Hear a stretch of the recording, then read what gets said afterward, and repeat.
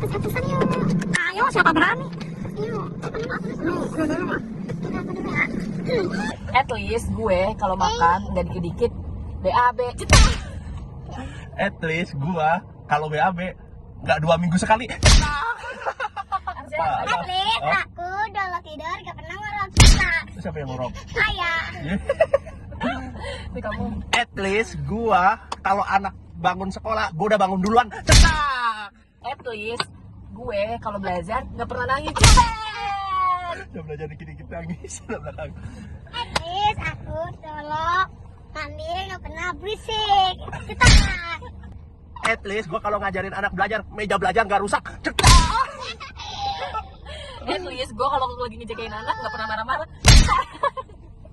At least gua kalau mau pergi dandannya nggak sampai 2 jam. Cetar. At least gue kalau mau pergi nggak kayak perempuan lama banget. At least kalau kita jalan nggak dikit-dikit lapar, cetak.